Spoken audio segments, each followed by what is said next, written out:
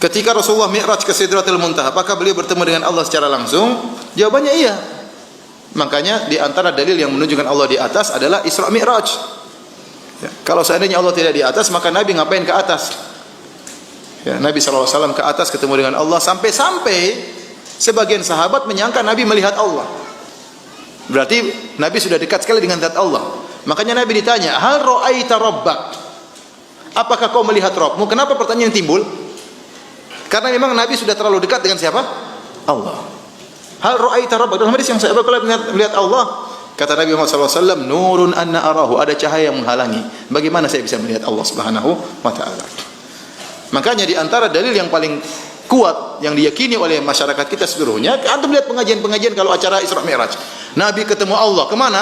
Ke atas. Sudah dekat. Semua dai-dai seperti itu mengatakan demikian. Karena memang fitrahnya Allah di atas, orang sudah tahu semuanya. Ya, kalau bilang Allah di mana-mana, ngapain ke atas? Ya. Ke kanan, ke kiri, kemana-mana ada. Makanya di antara konsekuensi dari mengingkari Allah di atas berarti mengingkari mukjizat Isra Mi'raj. Ya.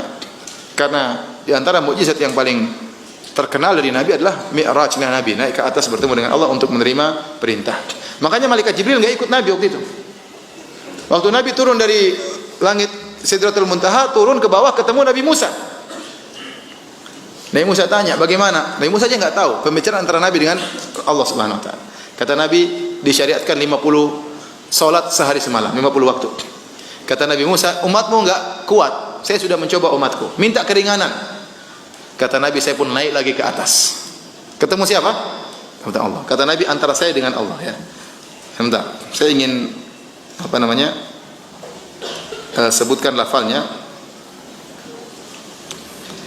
Jadi disebut dalam riwayat, ya, Nabi setelah turun dari Allah Subhanahu wa taala, ya, Allah mewajibkan salat 50 waktu.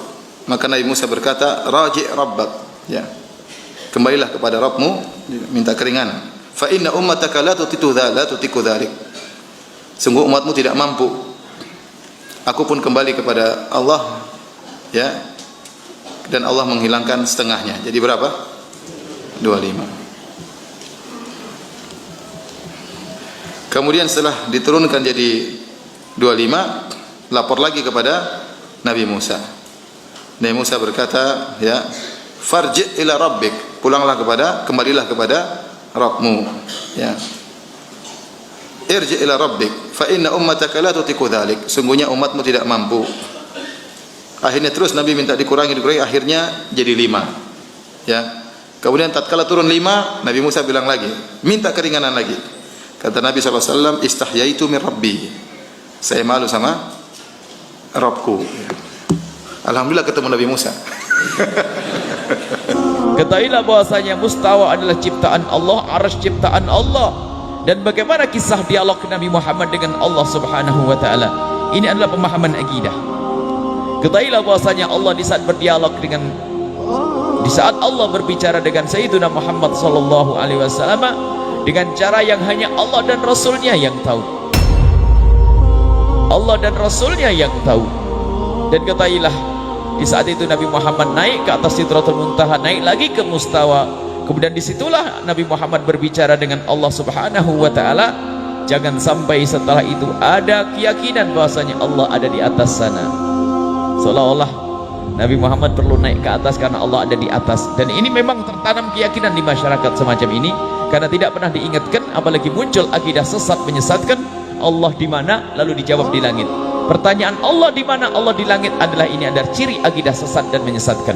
Bukan akidah ahli sunnati wal jamaatil asy'ariyati, tapi itu akidah mujassimah, akidahnya orang yang keluar dari jalur kebenaran, jalur akidah ahli sunnati wal jamaati. Lalu bagaimana kisah Nabi Muhammad, kenapa harus naik ke atas di saat harus berbicara dengan Allah? Ketahuilah, Allah ada tanpa tempat, tidak butuh tempat, karena Allah yang menciptakan tempat. Sebelum Allah menciptakan tempat, Allah sudah ada. Dan setelah Allah menciptakan semesta dan tempat termasuk arsy, maka Allah tetap seperti sebelum menciptakan tempat, tidak butuh dengan arsy. Jangan sampai seperti penjelasan sebagian orang yang akidahnya sesat, arsy Allah duduk di atas kursi Allah, di atas arsy. kemudian kursi Allah, kemudian tempat untuk meletakkan kaki Allah. Naudzubillah. Itu mujassimah. Mujassimah itu adalah kelompok akidah yang mengatakan Allah jisim, berarti seperti manusia, dan itu hakikat syirik, tidak boleh ada. Ini kalau tidak dijelaskan bisa salah. Lalu bagaimana kisahnya Nabi Muhammad naik turun? Katailah, waktu Nabi Muhammad berdialog dengan Allah, mendapatkan pesan sholat 50 waktu, mendapatkan wahyu sholat 50 waktu. Kemudian Nabi Muhammad turun ketemu Sayyidina Musa, dan Sayyidina mengingatkan agar minta kepada Allah agar sholatnya itu dikurangi.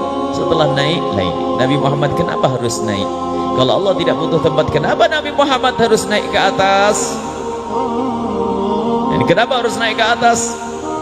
Katailah bahwasanya tempat tersebut adalah mustawa Sidratul Muntaha, dan mustawa adalah tempat istimewa yang telah Allah siapkan untuk Sayyidina Muhammad sallallahu alaihi wasallam. Sampai dalam satu riwayat, malaikat Jibril pun tidak mampu untuk menembus itu. Sampai malaikat Jibril pernah berkata, kalau aku tembus aku hangus, tapi jika engkau wahai Muhammad, engkau akan lulus. Jadi Nabi Muhammad SAW bisa melewati, karena itu tempat hanya disiapkan oleh Allah untuk Rasulullah. Dan di tempat mulia itulah Nabi Muhammad berbicara dengan Allah, berdialog dengan Allah Subhanahu wa ta'ala. Dengan cara apa? Hanya Allah yang tahu, dan hanya Nabi Muhammad yang tahu, yang merasakan itu semuanya. Bukan berarti itu tempatnya Allah. Masih ingat kisah Sayyidina Musa alaihissalam? Ini perbandingan. Waktu Sayyidina Musa berada di Bukit Tur Sina, wa kallamallahu Musa taklima. Allah mengajak juga berdialog, berbicara dengan Musa waktu Sayyidina Musa berada di Bukit Tur Sina. Yang harus kita yakini bahwasanya Bukit Tur Sina bukan tempatnya Allah, tapi Bukit Tur Sina adalah tempatnya Sayyidina Musa. Jadi Sayyidina Musa kakinya berpijak kepada Bukit Tur Sina, dan di saat Sayyidina Musa meminjakkan kaki di Bukit Tur Sina, saat itulah Sayyidina Musa berbicara dengan Allah. Jadi Bukit Tur Sina adalah tempatnya Nabi Musa dan bukan tempatnya Allah, karena Allah tidak butuh tempat. Seperti halnya mustawa adalah tempat berbijaknya Sayyidina Muhammad, bukan tempatnya Allah. Allah tidak butuh tempat.